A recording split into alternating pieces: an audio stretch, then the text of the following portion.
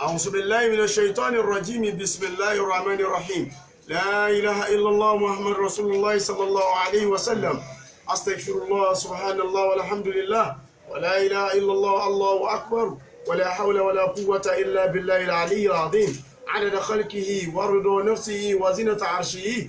ومداد كلماته ومنتهى العلم الرضا. اللهم صل وسلم على سيدنا محمد الشفيع المشفع خير خلق الله وعلى الأنبياء والمرسلين وآلهم وصحبهم علي الله. akí Ọlọ́run ọba àná ọba òní ọba wo ògbà ogbó àwa tọrọ àlékún ìkẹ́ fún Ànábì wa Muhammad. Ọlọ́run ọba wo náà ni òun ni ẹni tí a máa kí tí a máa yìn oore yìí pọ̀ o ìkẹ́ yìí pọ̀ o. hamdan li rabbil ula khaliqi shukran li mawla al-wara radiki hamdan wa shukran lahu maliki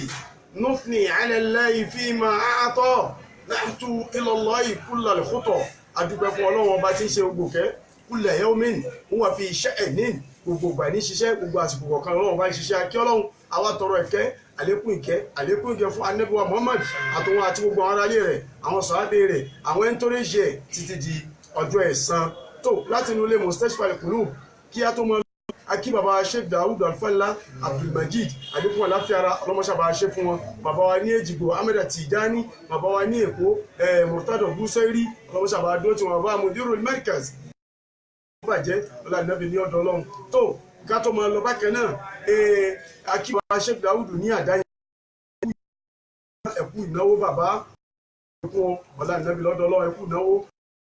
bàbá Abdulmajid àti Hamida tí ń ṣe ọmọ wa tuntun ọlọmọṣà ṣàṣà wọn àlùbáríkà títí ń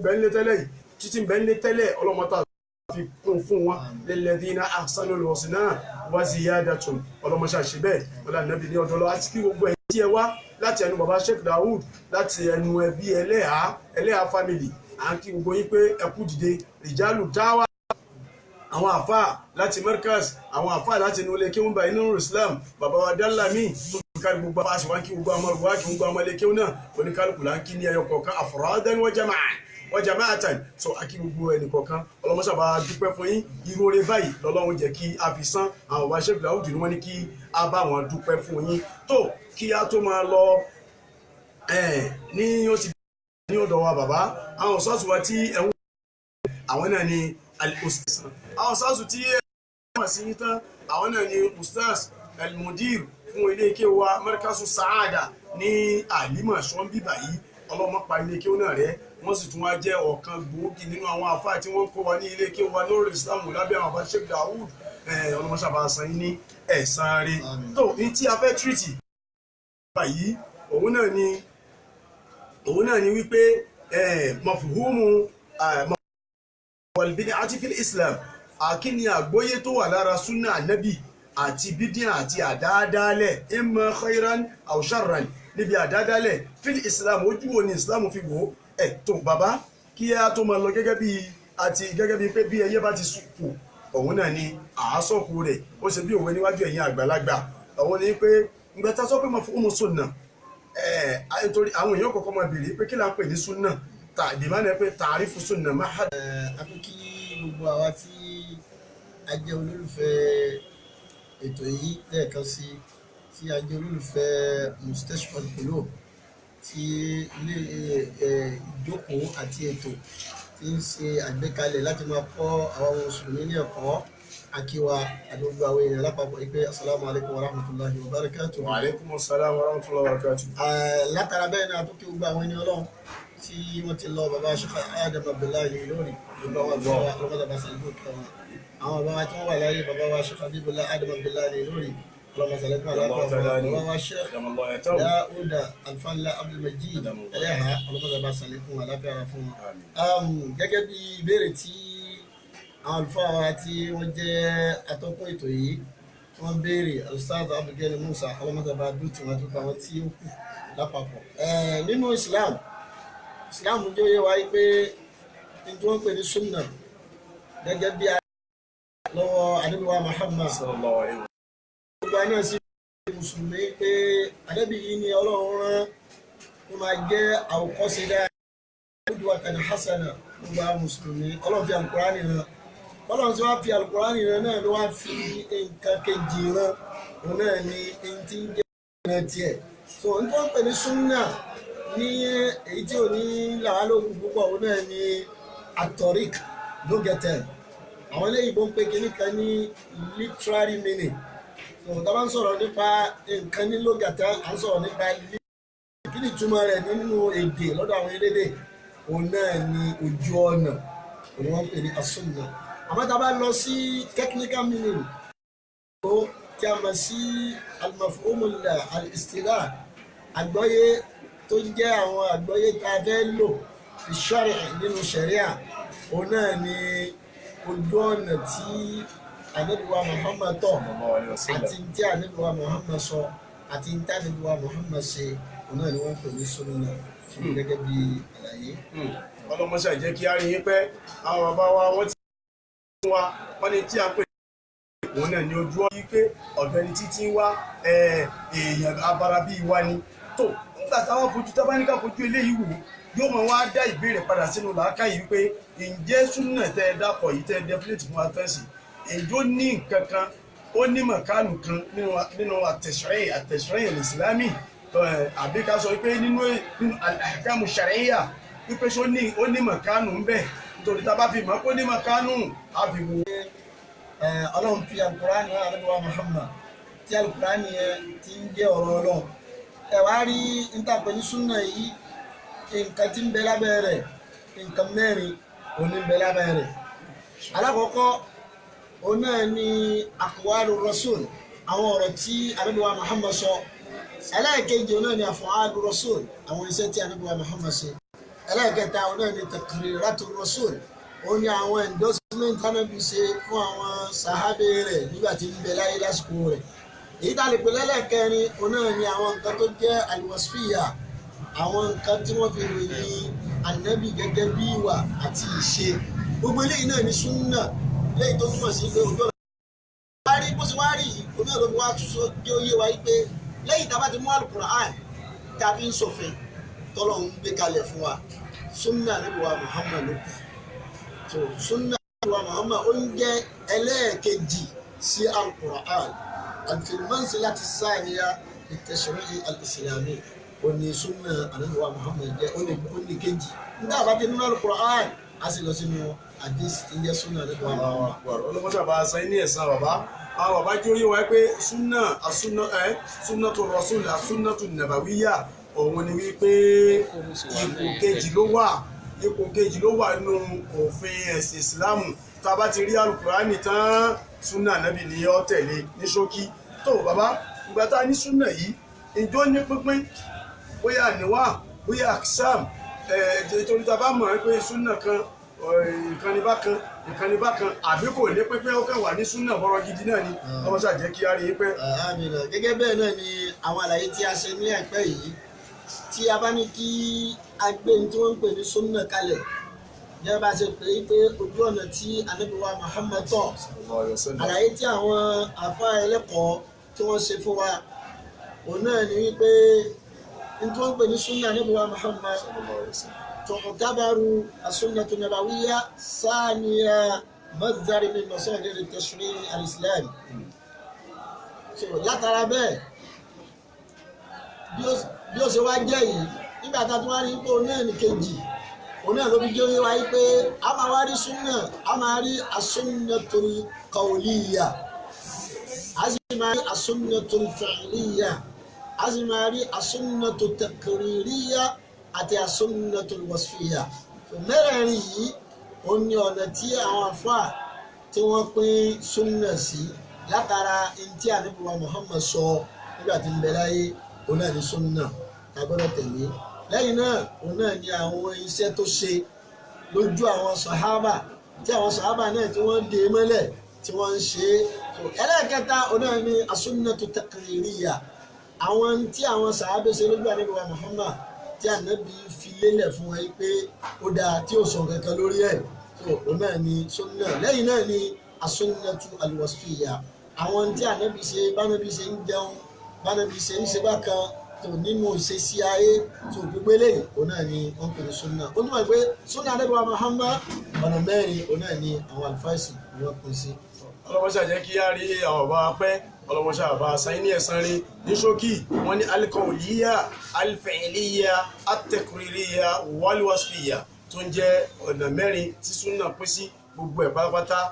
min af'ali rasul wa aqwalihi wípé ó wá láti bí ọ̀rọ̀ tánàbí sọ àbí tó ṣe àbí tí wọ́n ṣe lójú ẹ̀ tó dá àbí tó ṣe ní iṣẹ́ tiẹ̀ tó jẹ́ ròyìn rẹ̀ tó wọ́n ní gbogbo ẹ̀ náà ní súnà ká mọ̀ àárí kan ká má sọ pé àìní tẹ̀lé gbogbo tí wọ́n kàkalẹ̀ yí pápátá látọ̀dọ̀ ànábì náà ni ó ti wá tó bá ti wá tẹ̀lé kan tó tẹ̀lé kan ọ̀tẹ̀lé ànábì náà nù o tó bá ti ní kan òlíyà lọ fẹ́ tẹ̀lé wọ́n fi fìyàn líyà kalẹ̀ àbí fìyàn líyà ló filẹ̀ wàsífìyà lọ wá tẹ̀lé àbí wàsífìyà ló filẹ̀ wá tẹ̀lé tẹ̀kìrì líyà tó bá ti tí kan bá ti jábọ́ ń bẹ̀ nítorí pé gbogbo ẹ̀ pátápátá ń dira wọn mú ni ó dẹ̀ gẹ́gẹ́ bí ògiri ilé ni ìkan yóò dì kan mú ìkan yóò dì kan mú bẹ́ẹ̀ ni ó ti sora wọn mú bíi ṣéènì ọrùn tí àwọn obìnrin fi sí ọrùn bàbá ọlọ́mọṣà jẹ́ kí á rí i pé súnà ni a ti gbọ́ yìí a tó padà bọ̀ wá bẹ́ẹ̀ àmọ́ ń gbà tó yọ pé bí mọ̀ọ́dún yìí ti rìn á padà wá bẹ́ẹ̀ dandan ni ká padà wá bẹ́ẹ̀ ìgbà ta ni mo sunnati wal bid'ah bídíà súnà láti sọ yìí ní definition rẹ̀ albidia kí ni tààrífù tí ń bẹ fún bídíà tí a pè ní àdádálẹ̀ kí ni tààrífù tí ń bẹ fún àátò báyìí pé máa haddul bid'ati lughatan wa istilahan. Gẹ́gẹ́ bí súnà èyí tí a sọ̀rọ̀ rẹ̀ tí ń jẹ́ mùkọ́bílù rẹ̀ lọ́dọ̀ àwọn elédè tí a lè sọ pé ó lè fẹ́ kojú súnà òun náà ni albidia. So albidia yìí n tó ń pè ní bidia gẹ́gẹ́ bí àlàyé àwọn àlùfáà àbí tá a bá lọ sínú ọ̀dọ̀ àwọn elédè n tó ń pè ní bidia lugatan tí a mọ̀ sí literary òun náà ni istihdathu shay'in aw istihdathu amrin tó ti yí pé gairu sabiqin tí ò sẹ́ni kankan tó ṣe é rí táwọn eléyìí bó ń pè ní innovation òun wọn ń pè ní albidia. So bidia ibi tí bídíà wa máa ń sábà wà tí ààyò fẹ́ gbà á torí pé tá a bá wo láfsùn bídíà ní lọ́dọ̀ gbólóhùn bídíà yìí lọ́dọ̀ àwọn elédè ó ní àwọn mutaradifat àwọn synonyms àwọn ọ̀rọ̀ tó túra wọn nínú èdè lárúbáwá wa yìí náà. So albidia a máa túmọ̀ ẹ̀kẹ́rà ìṣe nǹkan àtakò ìdàkejì súnnà gbogbo tí èèyàn bá ti ṣe tó bá ti yàtọ̀ sí ojú ọ̀nà Ànábì wa Muhammad wáyà máa tusamma bil bid'ah olùwọ́n pè ní bid'ah nǹkan táwọn bí ò ṣe téèyàn wá ló ń fẹ́ ṣe olùwọ́n pè ní bid'ah. ọlọ́mọṣà jẹ́ kí á rí i pé nínú ìdáhùn tí ẹ dáhùn yìí ẹ ti dáhùn nǹkan méjì fún wa ẹ ṣe tààrífù tọ̀ ẹ sì tó ti mú wípé ojú tí Islam fi wò ojú tí Islam fi wò ní pé èyí tí Ànábì ò bá ti ṣe àmọ́ níbi ojú tí Islam fi wò yẹn tá a sọ pé al-bid'atu fil manzur al-islami nínú ojú tí Islam fi wò kí lójú tó fi wò wípé gbogbo bó tilẹ̀ ń kórí wá gbé lẹ̀ pátápátá tá à ní ṣe é ni àbí àwọn kan wà tá a lè yẹrí fún àbí àwọn kan wà tá a lè yẹrí fún bẹ́ẹ̀ ẹ bá a ṣàlàyé àárín yẹn kó lè yanjú. Èyí tí ó pàtàkì jù nínú bídà tí ó ṣe wípé Islam ń sọ nínú òye Islam ó ní pé kullu ma yata'allaqu bid-din gbogbo tó bá ti lọ sopọ̀ mẹ́sìn tó ti ní ìgbékalẹ̀ bánàbí wa Muhammad ní àṣẹ tá a bá ti rí nínú àgbọ́yé Islam lọ́dọ̀ àwọn àlùfáà àgbọ́dọ̀ tẹ̀lé àgbọ́dọ̀ ṣe. Àmọ́ àwọn nǹkan kan ń bẹ tó ṣe wípé kì í ṣe inú ẹ̀sìn ló àmọ́ kò sọ́gbọ̀n ká fẹ́ gbàṣẹ̀sìn tá a ní gẹ́gẹ́ bí al-adat bí aṣọ tá à ń wọ̀ nísìnyí aṣọ tá à ń wọ̀ Ànábì Muhammad nígbà tí ń bẹ láyé ní ìlú tó wà àwọn lè má ní tí wọ́n ń pè ní aṣọ dànsíkí táwọn lò lẹ̀ Yorùbá wọ́n lè má ní aṣọ òfì táwọn lò lẹ̀ Yorùbá aṣọ tiwọn táwọn ń lò ọ̀tọ̀ ni nígbà náà. So al-adat min al-adat gẹ́gẹ́ bí àgbọ́yé àwọn àlùfáà àwọn nọ́mà àwọn nǹkan tó jẹ́ nọ́mà wà fún àwọn ènìyàn tó ṣe gẹ́gẹ́ bóyá bí ká wá sọ bí ká ṣe nǹkan kan lópin ìgbà èyí tó lè jẹ́ tí ò ní bá súnà mu níbi irú yẹn ò ní pé ọmọkùnrin àtọmọbìnrin ó níbi ìdè lára ọkùnrin ó níbi tó gbọ́dọ̀ sílẹ̀ lára ọkùnrin bẹ́ẹ̀ náà lóbìnrin gbogbo ara obìnrin ni o so bí ọkùnrin bá wọ aṣọ kan tó bá jẹ́ irú aṣọ tó jẹ́ orúkọ aṣọ tó bá ti yàtọ̀ sí èyí tí Islam ò fẹ́ bí góòlù nǹkan ọkùnrin lè rán irú aṣọ dànsíkí irú aṣọ òfì èèyàn fẹ́ sin náà áádà yẹn náà yóò wà lára rẹ̀ so aṣọ yẹn bídíà ni àmọ́ lọ́dọ̀ àwọn àlùfáà wọ́n ní ká má lo láfíṣọ̀ bídíà fún torí pé inú ẹ̀sìn ni àti rí bídíà wọ́n ní ká fún máa lórúkọ nǹkan mẹ́rin pé àlùmọ̀tàrà ní tí wọ́n ṣe tí wọ́n discover ni àmọ́ tá a bá pè ní bídíà náà irú bídíà yìí kò sí tó burú ń bẹ̀ torí pé kì í ṣẹ̀sìn nìyẹn ní í ṣe pẹ̀lú ẹ̀ ó ní í ṣe pẹ̀lú àlàáda àwọn ènìyàn ọ̀nà tí Islam gbà wọ́n ni. ọlọ́mọṣà jẹ́ kí á rí i pé ọlọ́run bá a san yín ní ẹ̀san rẹ̀ ọlọ́ànábì ní ọ̀dọ̀ ọlọ́run tó nígbà tá a ní bídíà tí ó jọ pé ojú ọ̀nà tí Islam fi wò yìí ǹjẹ́ bí nígbà tá à ń sọ̀rọ̀ súnà lẹ́ẹ̀kan à ń sọ pé súnà ó pín ǹjẹ́ bídíà náà pín bí súnà ti pín ọlọ́mọṣà jẹ́ kí á rí i pé. àlùbídíà nígbà tí àwọn àfáà ẹ̀sìn wọ́n pín bídíà fún wa kódà nínú àwọn àfáà tó pín bídíà sọ́nà márùn-ún àmọ́ èyí tó kálẹ̀ jù ọ̀nà méjì ló kálẹ̀ jù alákọ̀ọ́kọ́ bídíà ó ní albid'atul hakikiya so àwọn afáàjọ yọ pé àwọn bídíà kan wà tó jẹ́ pé hakikiya ni irú àwọn bídíà tó jẹ́ hakikiya yẹn wọ́n àtàṣe pé yóò sì dá ìyẹn ni wọ́n categorize sí albid'atul hasana so bídíà kan wà tó ń pè ní albid'atus sayyi'a èyí tí ó dáa lábẹ́ ìdọ̀fíà yẹn. lábẹ́ ìdọ̀fíà so ọ̀dà ìdọ̀fíà yẹn ni wọ́n gbé kalẹ̀ lórí pé ìdọ̀fíà yóò eléyìí ò wà òkè eléyìí ò bójú mu torí pé à ń sọ pé ẹni tó lẹ́sìn mọ́ dáadáa nù àwa fẹ́ bá fi kún so abẹ́ bá ẹni tó lẹ́sìn tọ́lọ́run fi rán à ń sọ pé kò yé àwa fẹ́ bá fi kún so ní albid'atu ìdọ̀fíà tí ó ń kó sábẹ́ albid'atu sayyi'a so irú àwọn ẹ̀dá àmọ́ àwọn àbá gẹ́gẹ́ tẹ̀ sọ pé àti asánù àti sayyi'a àwọn ò tiẹ̀ fẹ́ gbọ́ rárá so lọ́nà manzuru àwọn àfa lórí ẹ̀ àmọ́ èyí tó dájú náà ni pé albid'atul hasana wà walbid'atu sayyi'a wà gẹ́gẹ́ bí àgbéyà àwọn àfa. ọlọ́mọṣà jẹ́ kí á rí i pé ní àárín ibi tí ẹ ti pín al-hakikiyya tí í ṣe al-hasana yẹn tó tí n bá ṣe ní. ṣé ibẹ̀ náà ni àwọn àfa ti sọ̀rọ̀ mustahsana nítorí gbàtà ní hakikiyya al-hasana náà àgbọ̀ yẹn wọ́n sì yẹjú mustahsana tó jẹ́ pé òun èé ṣe hasana wọ́n yàní istihsan wọ́n istahsana rẹ̀ ni sínú albidia wọ́n fà á síbẹ̀ pé eléyìí so nítorí ṣe wọ́n pé ìdọ̀fíà òun náà yanjú al-hakikiyya àtàpẹ̀ ní hasana òun yanjú but mustahsana kí ni mọ̀kánù tiẹ̀ láàrin yẹn. ara àwọn àgbọ́yé tó yàtọ̀ síra wọn gẹ́gẹ́ bíi pé bí àwọn sàhábà tí wọ́n wà pẹ̀lú ànábì wa Muhammad sallallahu alaihi wasallam bí àgbọ́yé wọn bó ṣe yàtọ̀ síra wọn sí wọ́n ní tafawutu níbi alfaham níbi àgbọ́yé òun náà ni àwọn alfẹ́sẹ̀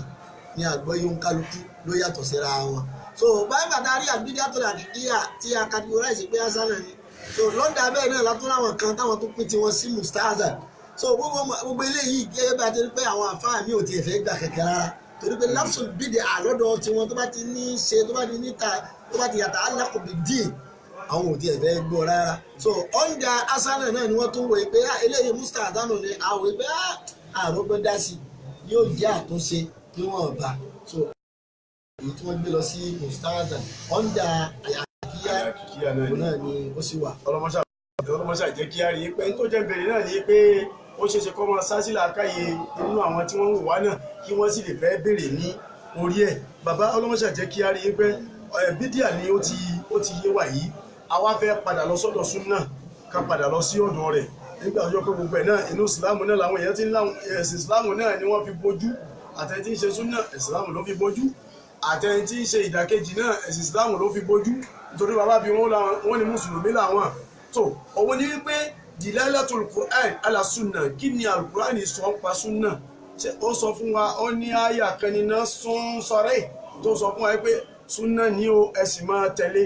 àbóyanjú ẹ̀ pé bákan àbó sọ lọ́rọ̀ bákan àbí bákan àbíṣẹ́ kan ọlọ́mọṣà ẹ̀ bá yanjú àárín yẹn sákòlọ́jà rí pé. gẹ́gẹ́ bí a ti sọ ní ìbẹ̀rẹ̀ yìí pé al-Qur'an òun ni ó jẹ́ al-mazhar al-awwal li tashri' al-islami ó jẹ́ ìgbésẹ̀ àkọ́kọ́ tá bá fẹ́ ṣòfin nínú Islam so nínú al-Qur'an yìí gẹ́gẹ́ ibẹ̀ náà ni Ọlọ́run ti wá yọ òfin ẹlẹ́ẹ̀kejì jáde tó gbé fún ànábì wa Muhammad tí a pè ní súnà yìí. So àwọn àyà tó wá pọ̀ àwọn ìdílé alátúpọ̀ ní Al-Qur'an tí Ọlọ́run ti ń sọ̀rọ̀ súnà fún wa. So tí a bá wo Suratul Nisa ní àyà 136 Ọlọ́run sọ fún gbogbo àwọn mùsùlùmí, Ọlọ́run ní yá ayyuhalladhina aminu billahi wa rasulihi wal kitabi alladhi nazala ala rasulihi wal kitabi alladhi unzila min qabl wa man yakfur billahi wa malaikatihi wa kutubihi wa rusulihi wal yawmil akhir faqad dalla dalalan ba'ida. Ìtàbẹ́ ló mẹ́rin pé Ọlọ́run ní yá ayyuhalladhina amanu èyí tẹ́ nígbàgbọ́ pẹ̀lú mi Ọlọ́run aminu billahi wa rasulihi ẹgbà Ọlọ́run gbọ́ ẹ sì gba òjíṣẹ́ Ọlọ́run gbọ́. So àwọn àgbà àjọ yóò wá mẹ́rin nígbà tọ́lọ́ ní aminu billahi ayé Kùránì lọ́lọ́run bá ń sọ ń bẹ̀ wa rasulihi ajẹ́pẹ́ súnà ni Ọlọ́run bá ń sọ ni a gbọ́dọ̀ nígbàgbọ́. Ẹni tí ò bá wá ti wá gbà gbọ́ tí ò gba méjèèjì gbọ́ faqad dalla dalalan ba'ida ó ti sọnù. So àwọn àyà tó pọ̀ nínú Al-Qur'an tí a lè mú wá fún súnà tí Ọlọ́run bá fi dárúkọ súnà nínú Al-Qur'an. ọlọ́mọṣàbà sẹ́yìn ní ẹ̀san rẹ̀ ọlá nẹ́bí ní ọ̀dọ̀ Ọlọ́run àwọn bàbá ti ṣàlàyé fún wa pé ìgbà tí gbogbo bí tọ́lọ̀ ti ń dákọ̀ tán àtọ́nà ní Al-Qur'an nípa wata ló fi wa rasulihi ìtumọ̀ tí Ọlọ́run bá ń pòpé mọ́ bẹ́ẹ̀ gẹ́gẹ́ bí tí àwọn bàbá ṣàlàyé fún wa ní wípé bìmánà tùfídú àlùmánà rìn yẹn yóò máa àfádà wípé as-sunnatu nabawiyya lọ́lọ́wọ́ bá kò rí mọ́ àyà kan nínú suratul Nahl Ọlọ́wọ́ bá sọ wípé a'udhu billahi minash shaitonir rajim inna anzalna alayka dhikra litubayyina linnasi ma nuzzila ilayhim wípé àwọn Ọlọ́wọ́ bá aṣọ ìrántí kalẹ̀ fún wọn ànábì ìrántí yẹn àwọn àfáà kan nínú àfọ́ ní usulu àwọn pọ̀ mẹ́ púpọ̀ àwọn àfọ́ ní usulu àtàwọn àfáà kan nínú usulu tafsir àwọn ní àdíkìrọ̀ tó ní Ọlọ́run bá wí ń bẹ̀ yẹn kìí ṣe Al-Qur'an bal as-sunnatu nabawiyya wípé súnà gẹ́gẹ́ ni òun gẹ́gẹ́ ni mantub òun ni mafuhumu lọ́dọ̀ àfọ́ ní usulu pé òun gẹ́gẹ́ ni mafuhumu tí Ọlọ́run gbà lérò bẹ́ẹ̀ wípé súnà tí a gbé fún nígbà wípé wọ́n ní àwọn tí ẹ̀ mú ni níbi súnà yẹn náà wọ́n mú àwọn àfáà tí wọ́n mú àwọn kan mú bìwọ̀ ẹ̀ dání bìwúmi afwan àwọn kan sì mú bí khususiya àwọn kan ní tàbá mú ní wípé gbogbo ẹ̀ ní pé máa yẹ ìtìkú anil awa ẹ̀bí pé súnà kan ní mutawatira ahadiya gẹ́gẹ́ bí àwọn àfáà ní kìíní ti pín àwọn àfáà ní àdìsí táwọn pín yẹn wọ́n ní àwọn ní ọ̀hún pípín nígbà tó yọ pé Ànábì ló sọ̀ kalẹ̀ pípé ká tẹ̀lé ni pípé nítorí pé sallallahu alaihi wasallam ma yantiqu anil hawa in huwa illa wahyun yuha allamahu shadidul quwa pípé Ọlọ́run ọba náà ní fi màmá Ànábì kìí ṣe pé òun náà sọ̀rọ̀ kìí ṣe pé ní àdáhùn kan àdáṣe nǹkan kò ní ìftìrà kan tí ó tún àfútárà rẹ̀ lọ́dọ̀ tiẹ̀ wọ́n ní nígbà tó yọ pé kò rí bẹ́ẹ̀ ìsàn Ọlọ́run ọba gán kò rí mọ́ súnà níbẹ̀ bàbá ọlọ́mọṣà jẹ́ kí a rí yín pẹ́ ọlànàbì ní ọ̀dọ̀ Ọlọ́run tàbá wá tẹ̀lé súnà gẹ́gẹ́ bíi pé nísìn àrí gbogbo àwọn kan táwọn tiẹ̀ tí wọ́n ń pera wọn ní àlùsúnà tí wọ́n sọ gbogbo àwọn tó kù di oníbídíà tábà sì di èmi àti ìtàsọ náà ni pé àlùsúnà làwa náà ǹjẹ́ súnà ìmọ̀ tẹ̀lé súnà tó Rasul ǹjọ́ ní támàrà kan yà ní ìmọ̀nà ìjẹ́ gáyà kan wà al-gayatul maqsuda àbí ká sọ pé àtàmàrà tí a kàn jẹ níbẹ̀ ṣé èso kí wọ́n mi ká máa tẹ̀lé súnà nábì. Mo kí atọ́kùn púpọ̀ ṣe rí àní ọgbọ́n kan tá a fẹ́ dá a sì ní ètè kan tá a fẹ́ lò lẹ́yìn tá a bá ti mú Al-Qur'an tí a mọ̀ sí al-kitab kò sí nǹkan tó kà fún wa tó kọ àsùn tó kọjá súnà torí pé Ọlọ́run ọba tó ṣẹ̀dá wa òun ló mọ̀ pé yẹ wá ká wá sáyé ó lọ́ mọ̀ pé yẹ wá ká wá sáyé tó sì dáyé ó sì rọ gbogbo nǹkan fún wa yí pé ó máa jẹ́ àǹfààní fáwọn ènìyàn pẹ̀lú bí àwọn tó yẹ náà sì ṣáájú àwọn ènìyàn tó Ọlọ́run tó wá dá wa ayé náà ló mọ ohun tó yẹ wá Ọlọ́run fi gbé Al-Qur'ani kalẹ̀ pé báyìí láti fẹ́ ká mọ ẹgbẹ́ máa ṣètò ayé yìí ó wá fi súnà Ànábì wa Muhammad sí láti lè fi máa ṣàlàyé ẹ̀ so súnà Ànábì wa Muhammad yìí àwọn àǹfààní tó pọ̀ tó wà níbẹ̀ òun náà ni pé téèyàn bá ń tẹ̀lé súnà Ànábì wa Muhammad yóò máa rí nailu mahabbatillahi wa ridallah èyí ó máa rí ìfẹ́ Ọlọ́run èyí ó sì máa rí ìyọ́nú Ọlọ́run gẹ́gẹ́ bí Ọlọ́run bá ti sọ nínú àwọn àyátù ta ló wà fún súnà tí Ọlọ́run fi sọ̀rọ̀ súnà. Ọlọ́run ní kul in kuntum tuhibbuna Allaha fattabi'uni yuhbibkumullah. Ọlọ́run ní sọ fún wọn pé tẹ́ ẹ bá nífẹ̀ẹ́ Ọlọ́run bìmánà tẹ́ ẹ bá ti tẹ̀lé Al-Qur'an ẹ nífẹ̀ẹ́ Ọlọ́run bí ni kó sọ fún wọn pé kí wọ́n tẹ̀lé fattabi'uni ẹ tẹ̀lé mi ànábì. Tẹ́ bá ti tẹ̀lé mi ànábì yuhbibkumullah. Ìtẹ̀lé tànábì ni tẹ̀lé súnà. So ẹ bá ti tẹ̀lé tànábì ó ti tẹ̀lé súnà nìyẹn lẹ́yìn ìgbà tó tẹ̀lé Al-Qur'an. Tó bá ti wá tẹ̀lé súnà yuhbibkumullah nàtíjà sámárà tí ó mú jáde àǹfààní tó mú jáde Ọlọ́run yóò nífẹ̀ẹ́. Èyí ó máa rí nailu mahabbatillahi wa ridallah. Èyí ó rí ìfẹ́ Ọlọ́run látara pé ó tẹ̀lé súnà èyí ó sì máa rí ìyọ́nú Ọlọ́run. Lẹ́yìn náà ijabatu du'a bí wọn bá ń tẹ̀lé súnà àdúrà rẹ̀ ó máa gbà torí pé ibi tí Ọlọ́run bá wà tí àwọn tó dọmọ ṣẹ̀ríà àti Ànábì Muhammad gbé kalẹ̀ bá wà ibẹ̀ nìmọ́lẹ̀ máa ń wà ibẹ̀ làwọn màláíkà ń wà. Bí wọn bá ti mú nǹkan mí yàtọ̀ sọ́lọ́run tó bá ti gbé kalẹ̀ àwọn àlìjẹ̀nú àwọn ni wọ́n wà níbi yìí o. So Ọlọ́run ìbínú Ọlọ́run ni wọ́n ń bẹ lẹ́ni tí ó bá ti tẹ̀lé súnà ẹ bá tẹ̀lé súnà àdúrà rẹ̀ ó máa gbà ijabatu du'a. Lára rẹ̀ òun náà ní pé súnà ara sámárà tí máa ń fún wa òun ló máa ń ṣe ta'widul fara'id. Ó máa ń bá wa àwọn tó dínkù nínú àwọn ọ̀ranyàn ìran ọ̀ranyàn gbogbo àwọn nǹkan ọ̀ranyàn tó lọ ní àṣẹ nínú al-kitab súnà láfi yanjú ẹ̀ torí pé náfìlà tá a bá yẹn Ọlọ́run máa fi ń ṣàánú wa láti fi búlọ̀kù àwọn kòtò tó bá dí níbi àwọn ọ̀ranyàn tá a rí yanjú dáadáa. So eléyìí wà lára àwọn àǹfààní tí ń bẹ nínú súnà. Ara ẹ̀ náà ni téèyàn bá ti ń tẹ̀lé súnà èyí ó máa rí al-bu'du min al-bid'ah èyí ó máa jìnnà sí bídíà. Ẹni tí ò bá ti ṣe súnà wàláhì bídíà ni ó máa rẹ́ pẹ̀lú ẹ̀. Gbogbo àwọn àti bídíà ni bí ká máa pọ̀fọ̀ àìtẹ̀lé súnà ní mú ìyẹn nígbàgbọ́ pẹ̀lú nǹkan míì tó ń jẹ́ nǹkan ṣìfáàwù fún àwọn àmúrọ́dù al-batiniyya àbí àwọn àmúrọ́dù ruhiyya àìtẹ̀lé súnà. So tí ẹ bá ti tẹ̀lé súnà yóò máa ní al-bu'du min al-bid'ah yóò sì bídíà. So torí súnà yẹn Ọlọ́run fi lélẹ̀ fún wa pé ká máa tẹ̀lé láti lè fi jìnnà sí àwọn àdádálẹ̀ léyìí tí padà ń lídìí yẹn lọ sí ẹbọ. So ó jẹ́ bí àlàyé bẹ́ẹ̀ àǹfààní tí ń bẹ nínú súnà àǹfààní tó pọ̀. Allahu Akbar. Ọlọ́mọṣà bá a san ní ẹ̀san rí ní àárín yẹn ẹ sọ ọ̀rọ̀ kan pọ́ìntì ńláńlá kan bó ti wù kéré tó pọ́ìntì ńláńlá ni tí inú tí haraka àwùjọ wa awdawul muslimin ní òní wa bẹ́ẹ̀ ẹni tó ń rẹ̀ ó fẹ́ wá ìlàj pẹ̀lú pé kó mú nǹkan kan tó lóun fẹ́ fi ṣe ìlàjul amrad. So lára rẹ̀ ṣé ìta ń sọ nísìnyí pé ewé ká má lu egbò gẹ́gẹ́ bí pé á dà wá nílẹ̀ Yorùbá yìí àtàwọn nǹkan mítà tó mú ẹjọ́ kò mú fẹ́ kẹ́ yanjú àárín yẹn nítorí àárín yẹn inú àárín tí ń dá wa alálẹ́ láàrin àwọn àpòlì súnà náà ni. Alhamdulillah mo kí àwọn tó àwọn púpọ̀ lára problem ta nínú àwùjọ nínú ayé òun náà ni ọ̀rọ̀ nípa al-ilaj aw shifa báwo la ṣe ń ṣe medicine ìwòsàn. Lára súnà náà ni ìwòsàn wà àmọ́ àwọn àmúrọ́dù tí ń ṣe wá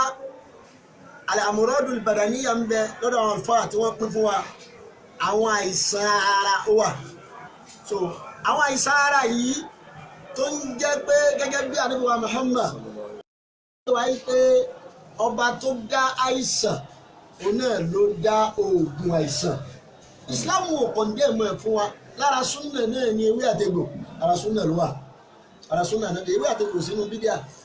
So ewé àtegbò tá a bá fẹ́ lò fún nǹkan ó gbọ́dọ̀ jẹ́ pé tá a fẹ́ lò fún yẹn ó ń jẹ́ ṣìfáwù fún àmúrọ́dù. Irú àmúrọ́dù wa ni ẹni tí inú ń run àbí jẹ̀díjẹ̀dí ń ṣe yóò rìsọ́ọ̀tì kíkínú run. Irú ẹni bẹ́ẹ̀ tínú bá ń run ewé àtegbò ni ó lò tí ó fi ṣèwòsàn torí àtegbò lára súnà náà ni ìyẹn ní jẹ́ dàwáwù fún àìsàn tí bá ń ṣe wá tàbí ṣe ìwòsàn. Àmọ́ èyí tó ní pọ́blẹ́mù nínú táwọn èèyàn ń ṣe lápèjúwe nísìnyí bí nǹkan bá sọ sí yàn lára bóyá kò rọra lé sí yàn lára àṣà tí ń bẹ lọ́dọ̀ wa láfíríkà àbí ní Nàìjíríà àbí nílẹ̀ Yorùbá ṣùṣọ̀n ò ní pé a sọ yí pé wọ́n ti ta lọ́fà ọfà láàpè ló sì jẹ́ pé àìmọye àìsàn ní bẹ nínú ẹ̀jẹ̀ tó ṣe yí pé ó lè padà líìdì sí kí nǹkan kan jáde nínú ara bàbá tí wàá pè lọ́fà kàkà ká lọ wá ewé àtegbò táfi ṣèwòsàn àbí ká lọ sọ́dọ̀ dókítà lọ́sípítù àbá máa pèpè lọ síbi ẹbọ ibẹ̀ ẹlòmíràn máa sí gbẹ́rẹ́ àmọ́yẹ ní tó yẹ pé wọ́n ti padà gé ọwọ́ ẹ̀ wọ́n gé ẹsẹ̀ rẹ̀ nítorí àìmọ̀ kan nígbà tí ó tẹ̀lé súnà nítorí àìmọ̀kan àìtẹ̀lé súnà náà ló jẹ́ kó súnmọ́ ẹni tó jẹ́ bídíà tí bídíà wá gbé lọ sí bí ànù so bídíà tó gbé lọ sí bí ànù nítorí pé nǹkan tó ṣe yẹ ó lè gé ewé kan ló ní ìdí tí ó lò tára rẹ̀ tó fi ya ó wá fọkàn sí pé ayé ló ṣe o wọ́n lè sí gbẹ́rẹ́ lára pírọ́lẹ́mù tí wọ́n tó ṣe náà ni pé ká tó máa pa ọ̀fọ̀ ká máa pe àwọn ìyá kan àwọn yóò ṣòro ga kan tó sì jẹ́ pé nínú ẹ̀sìn wa gbogbo orú nǹkan báwọn ẹ̀bọ̀ ni jẹ́ so àmọ́ ká ṣe ìwòsàn ìsìlámù ò takò tó bá jẹ́ pé nǹkan kan ó ṣẹlẹ̀ sí wa àwa wòye pé kíní yìí kì í ṣe àìsàn ara àbí kì í ṣe tó ń jẹ́ àìsàn gẹ́gẹ́ pé àwọn ọwọ́ ni o tó bá jẹ́ ìjẹ́ bẹ́ẹ̀ lóòótọ́ ó ti ní ìsìlámù gbé kalẹ̀ fún wa káfí kí ọ yẹn kùránì táwọn yìí náà lálò súnà nẹ́bí náà lálò tàbí yanjú nǹkan tó bá ti jọ pé ọwọ́ ayé lélẹ́yìí tá bá ti ẹ̀rù bẹ́ẹ̀ náà ni tí wọ́n tá a lọ sọ́dọ̀ dókítà tó ń ṣe tẹ́sì tán ní kò sí ìwòsàn ó ti ní táàbì yanjú ẹ̀ nínú Al-Qur'an àwọn ọ̀rọ̀ àdùn bẹ nínú súnà nẹ́bí wa Muhammad láti wá ìdáàbòbò kúrò lọ́wọ́ àwọn àlìjẹ̀nú tọ́lá àwọn àlìjẹ̀nú náà ń bẹ níbi irú kan báwọn so èyí tó jẹ́ ní kókó bẹ̀ náà ni pé Islam ò takò wá kò sì kọ̀ fún wa lára súnà náà ni bínú bá ń wá ká wá ògùn jẹ̀dí egbòogi tí wọ́n tì tó wọ́n rẹ sómi pẹ̀lú omi kì í ṣe pẹ̀lú ọtí tí wọ́n lò kéèyàn lò láti fi kí ọ inú rẹrùn Islam ò takò yóò jẹ́ bí. ọlọmọṣàbà sẹ́yìn ní ẹ̀san rẹ̀ nítorí jẹ́ kí n ní wákọ́fà níbẹ̀ yẹn òun ni wípé ó jẹ́ nǹkan tí ń dá wà lálẹ́ láàrin yàní mujtama'ul muslimin so ní Nàìjíríà àbí ká sọ pé ilẹ̀ Yorùbá indeed gẹ́gẹ́ bí ẹ ti wí òun ní pé tẹ́ bá bí ọ̀pọ̀lọpọ̀ àwọn tí wọ́n mú ewé àti egbò àbí wọ́n tún mú nǹkan míì tó yàtọ̀ sí ewé àti egbò tọ́lọ́wọ́n ọ̀fẹ́ tí wọ́n abẹ́ ibi tí wọ́n ń gbọ́ sí umbrella tí wọ́n ta sérí òun náà ni wọ́n sọ pé àwọn fi ń ṣèwòsàn ní wọ́n tà wọ́n ní ọ̀fà ta ní tọ́láfà ta ló tó síbi kan tí ń tapà ayé ò ráyè ọlọ́mọṣà jẹ́ kí a rí pẹ́ ayé bísí àwọn tí wọ́n ń tapà náà àwọn náà ibo náà ti kí náà pè lọ́fà so tó jọ pé òun ti tó kún ẹnu àwọn èèyàn nísìnyí òun nìyẹn àwọn ìpín kan nìyẹn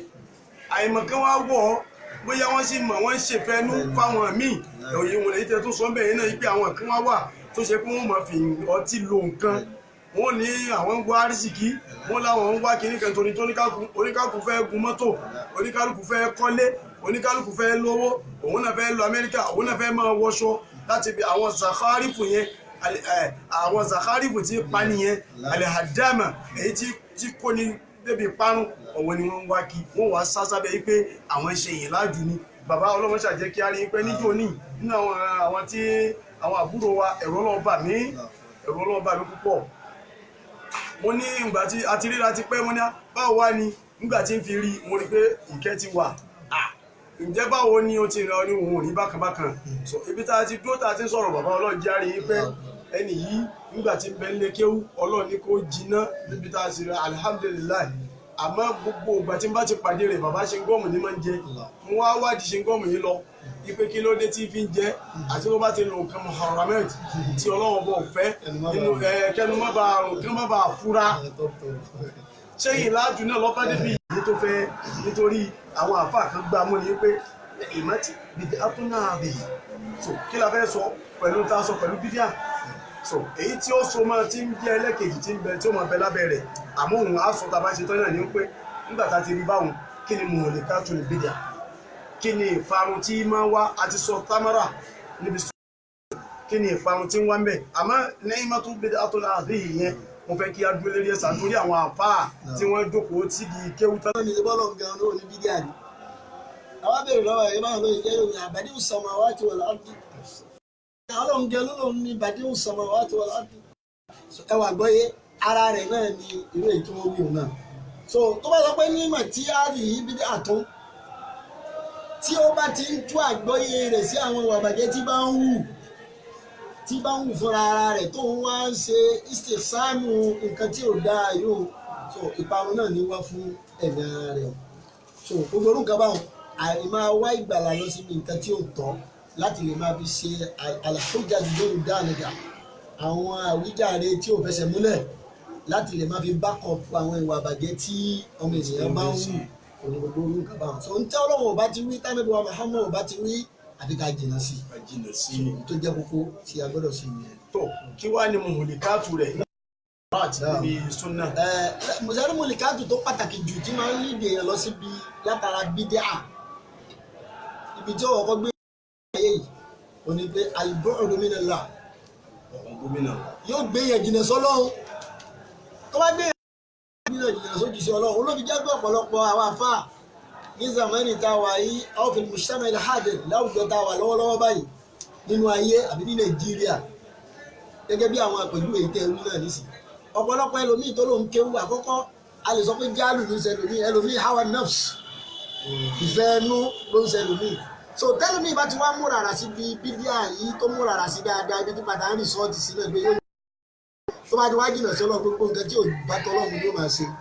yóò máa gbẹ́bọ yóò máa ṣe gbogbo ẹ̀ lẹ́yìn ìgbà tó wá ṣe kí ní yìí tán ibi tó padà wá parun sí ẹbọ ni ó máa ṣe lẹ́yìn ẹbọ èyí tó dájú náà ni pé ìparun tí ò ní tán láíláí ibẹ̀ ló padà yídi ọ̀rọ̀ ẹ̀ sí ọ̀rọ̀ ni pé yóò padà wọ ní ẹgbẹ́ àdúgbò náà ọ̀rọ̀ ni yóò bẹ̀rẹ̀ ìtọ́jú náà. ó wá rọrùn fọlọ́run kó bẹ̀rẹ̀ pírọ́blẹ́mù yẹn látàyé lọ kó máa jẹ ẹ̀ látàyé lọ bí ó sì jẹ́ látàyé àbí tó ń jẹ́ táwọn èèyàn mọ̀ pé ó ń jẹ́ èyí tó dájú náà ní pé kò lè rí ibi dé sí dáadáa lọ́dọ̀ Ọlọ́run inú náà ní padà já ọ̀rọ̀ rẹ̀ sí àbẹ́ni tó bá tẹ̀lé súnnà àlùjánnà náà ní kó máa retí. bàbá ọlọ́mọṣà jẹ́ kí a rí i pẹ́ ọlọ́nàbí ní ọ̀dọ̀ Ọlọ́run àsìkò kò bá wa ṣọ̀rẹ́ ọ̀rọ̀ bídíà àti súnnà ìjà náà lágbára gán especially ní ilẹ̀ Yorùbá wa yìí àwọn kan etí kan wọn pera wọn lálùsùn náà àwọn kan sì ṣe sún náà àwọn kan ìmọ̀ kan ló wọ́ bẹ̀ àwọn kan wà nọ́ọ̀sì ìfẹ́ nú ni òun ni gbogbo ẹ̀ làwọn àbá ti ṣàlàyé gbogbo ẹ̀ náà ni a ti gbọ́ yìí tí a ń pè ní súnà àti tí a ń pè ní bídà súnà ká lè fọwọ́ mu nítorí pé òun ni ọ̀nà kan tí ó lè diwa jálìjẹ́ náà bídà àwọn ní ká jìnà sí nítorí pé òun ni ọ̀nà kan tí ó lè di ẹni tí bá ń ṣe lọ sí ilé iná ọlọ́mọdé àwọná àlìjẹ́nà sì ni a fẹ́ wọ̀ tó bàbá ọlọ́mọṣà jẹ́ kí a rí pẹ́ ọlọ́nàbí ní ọ̀dọ̀ Ọlọ́run ọlọ́mọṣà bá ṣàlékún àlàáfíà ara fún yín eléyìí tí ẹ wá dá wa lóhùn yìí ó fi hàn pé ta bá tó mi ó lè jẹ́ Nàìjíríà bí ó lè jẹ́ ilẹ̀ mọ́gíríbì ni ó dá mi lójú pé ẹ wẹ́lkọ́mù pípé wa ọlọ́mọṣà bá ṣe ní ẹ̀sán rẹ̀ àfihàn bá ṣe Dáúdù Abíkíyìn ilé yìí tí ṣe ní ó sà Mustapha Globe indeed òun náà kí yín pé ẹ ṣeun ọlọ́wọ́ bá ṣe ní ẹ̀sán rẹ̀ tó àsìkò òṣùpá ṣe ọ̀rẹ́ rárá a máa fi àsìkò yìí dágbére fún wa gbogbo àwa tí a ń wọ ọlọ́mọṣà sẹ́yìn fún wa ní ẹ̀sán rẹ̀ àtúnfà ìsìnkú yìí kí bàbá Sheikh Dáúdù lẹ́ẹ̀kan sí bàbá Al-Mudirul Markaz bàbá Sheikh Ahmed Tijani ní Èjìgbò bàbá Murtado ní Èkó àti gbogbo àwọn bàbá àbáta ní Markazul Islam ọlọ́mọdé ó bàjẹ́ Markaz Ta'lim Al-Arabi ọlọ́mọdé kún un náà bàjẹ́ ń pẹ́ bàbá àbá tí wọ́n ti lọ bàbá Sheikh Adam bàbá Sheikh Musa Dijis bàbá Kamel Adabi gbogbo wọn bẹ́ẹ̀ ọlọ́wọ́n bá ló mọ̀ wọ́n ọlọ́sà bá kẹ́ wọn bá gẹ̀ wọ́n ọlọ́ni ní ọ̀dọ̀ Ọlọ́run tí àsìkò tí a fi máa dágbére ọlọ́wọ́n bá wò a fi ọlá ara rẹ̀ a fi bẹ̀ ọ́ mọ́ṣà bá fọ ọkàn wa mọ́ o ọlọ́mọṣà bá fọ ọkàn wa mọ́ ọlọ́mọṣà bá fọ ọkàn wa mọ́ kí a lè máa tẹ̀lé tiwọ́ Ọlọ́run subhana rabbika rabbil izzati amma yasifun wa salamun ala al-mursalin walhamdulillahi rabbil alamin wassalamu alaikum wa rahmatullahi wa barakatuhu.